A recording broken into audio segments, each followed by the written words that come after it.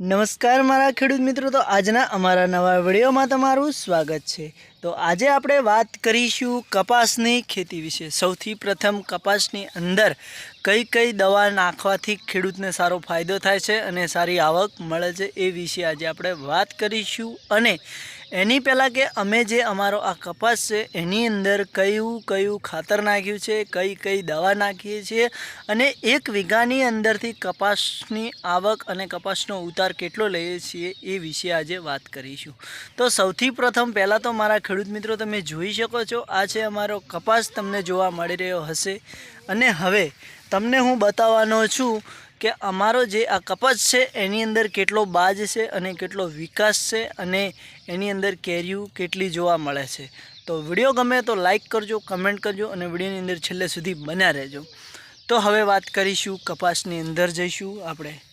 તો ગાઈસ આપણે તમે જોઈ શકો છો મારા ખેડૂત મિત્રો કે આપણે કપાસની અંદર આવી ગયા છીએ અને આ છે કપાસ।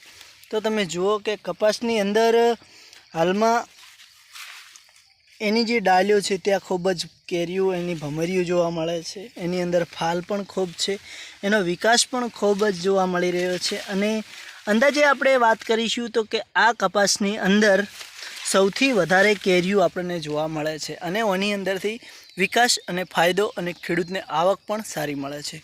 તો હવે હું તમને બતાવીશ કપાસની અંદર કેરીઓ છે।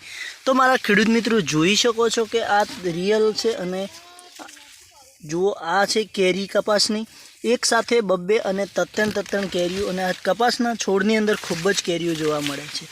તો હવે આની અંદર આપણે કયું ખાતર નાખ્યું છે? સૌ પ્રથમ આપણે DAP ખાતરનો ઉપયોગ કર્યો હતો। હજુ કપાસને લગભગ આજે ખાસા 3 મહિના જ થવા આવ્યા છે। 3 મહિના તો નથી થયા, 2 મહિના અને 20 દિવસ જેવું થઈ ગયું છે, પણ હજુ આપણે કપાસને યુરિયા ખાતર નથી આપ્યું અને એની અંદર એક જ દવાનો આપણે છંટાવ કર્યો છે।